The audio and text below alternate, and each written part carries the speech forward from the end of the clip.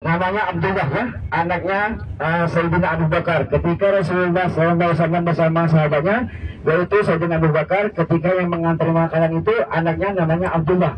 Abdullah itu kalau sore di bawah ya, memantau untuk berbaur dengan para orang-orang kafir Quraisy. Jadi kalau sore itu Abdullah berada di kawasan kota Mekah ini. Kalau malam beliau ke atas mengantarin makan ya. Terus kemudian juga siapa yang mengantarin minuman atau apapun segala macam itu Siti Asma. Siti Asma itu juga putranya Sayyidina Abu Bakar. Ya, beliau itu lagi keadaan hamil, selalu setiap malam mengantar makanan minuman juga bersama adiknya yaitu Sayyidina Abdullah. Jadi ketika waktu itu Abdullah sama Siti Asma itu sering mengunjungi Rasulullah dan ayahnya yaitu Sayyidina Abu Bakar. Beliau tidak takut ya ketika dia mau manjat ke atas. Kalau ketahuan sama orang kafir Quraisy pasti dia dibunuh. Jadi Rasulullah itu bermalam selama 3 hari 3 malam di Gua Sur itu bukan karena takut.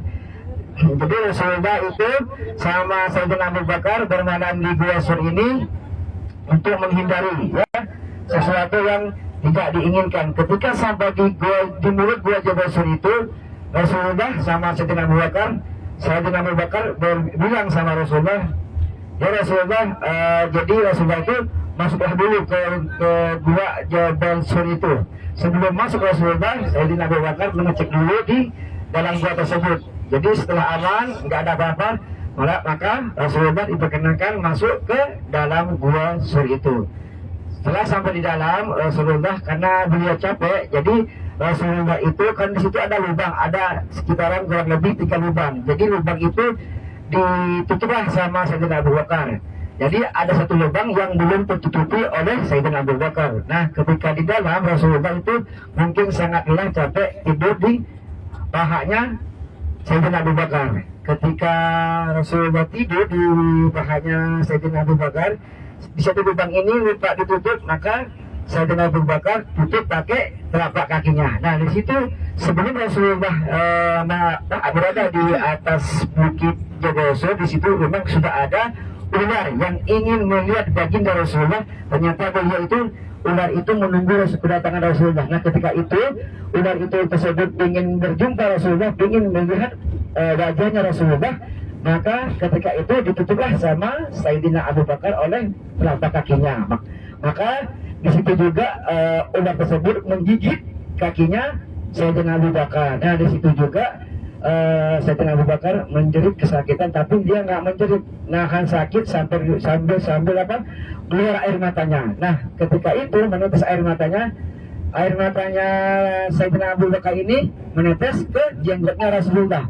Nah, di situ juga Rasulullah bangun. Kenapa sahabatku kok nangis?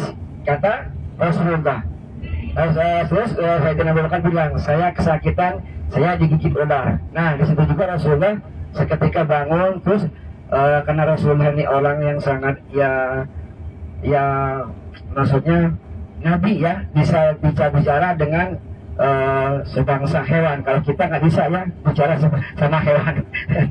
Terus ketika itu, kenapa engkau ular gigit sahabatku? Jangan engkau gigit dari kaki ujung rambut pun saya nggak ridokan, haram, kata Rasulullah.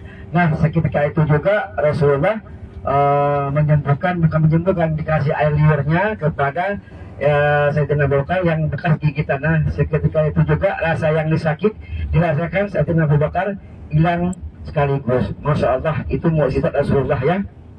Jadi sebelum Sayyidina Abu Bakar ini sudah disembuhkan, nah datanglah orang kafir Quraisy untuk mencari baginda Rasulullah dengan sahabatnya. Ternyata gua tersebut sudah tertutup oleh sarang laba-laba. Sebentar dulu, nanti saya lanjut ya. Saya mau beli air minum dulu sama roti.